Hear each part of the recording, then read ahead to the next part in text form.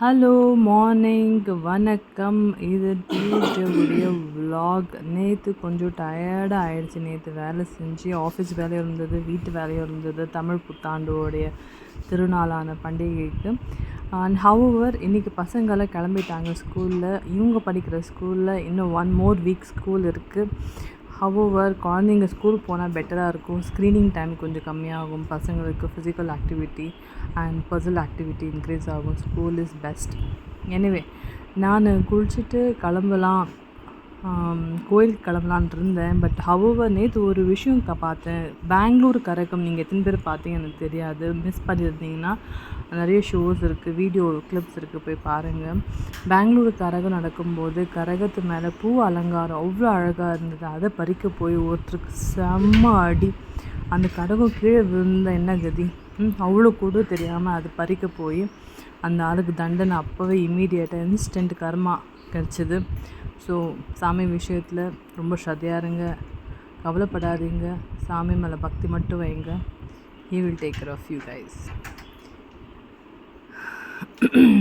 என்ன பண்ணுறது, குளிச்சுட்டு ரெடி ஆகிட்டேன். நெக்ஸ்ட்டு சாமி கும்பிடணும். சாமி கும்பிட்டுட்டு பிரேக்ஃபாஸ்ட் சாப்பிட்லான்னு பார்த்தேன். ஆக்சுவலி என்னோடய breakfast is my Herbalife shake. Morning shake குடிச்சிட்டேன். சாமி வழுக்கேற்றுட்டு கையெடுத்து கும்பிட்டுட்டு இன்றைக்கி என்ன லஞ்சுன்னு பார்க்கலான்னு போனால் அஃப்கோர்ஸ் எங்கள் வீட்டில் லஞ்ச் குக் ஆல்ரெடி மார்னிங்கே வந்து குக் பண்ணி கிளம்பிட்டு இருந்தாங்க. மல்டிபிள் வெஜிடபிள்ஸ் கொடுத்துருந்தேன். இது வந்து என்னோடய காமாட்சி விளக்கு, ரொம்ப பிடிச்சமான ஒரு தெய்வம். ஆல்ரைட், சாமி கும்பிட்டாச்சு. பூஜை ரூம் லைட்டாக சாத்தி அங்கே வந்து சமையல் ரூமுக்கு போனேன். இன்றைக்கி என்னடா சமையல்னு பார்க்கலாமா. Boiled egg. என்னுடைய பையனுக்கு want to take all of protein, natural ப்ரோட்டீனை கொடுக்க எனக்கு விருப்பம். கொஞ்சம் chapati, white rice and mixed vegetable sambar. என்னுடைய சாம்பார் நிறைய வெஜிடபிள்ஸ் இருக்கும் எனி டைம். அஃப்கோர்ஸ் என்னுடைய புது கெஸ்ட் வந்து இந்த ஃபில்ட்ரு காஃபிங்க, இந்த பிராஸில் வாங்கினது. தொட்டால் இப்போ தான் காஃபி ஃபில்ட்ரு ஆயின்ட்டுருக்கு. யூஸ்வலி காஃபி பிரியர் நான், அதில் கொஞ்சம் ரிடக்ஷன் ஆகி எனக்கு அஃப்ரெஷ் மூலம் மோகம் உண்டு. இதோட பீச் ஃப்ளேவர் அஃப்ரெஷ்.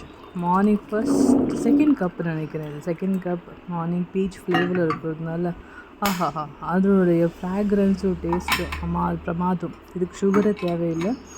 வெறும் சுடு தண்ணிலேயோ இல்லாட்டி கோல்ட் வாட்டர் வார்ம் வாட்டர்லேயோ 1 ஸ்பூன் 2 ஸ்பூன் போட்டு கல்பிட்.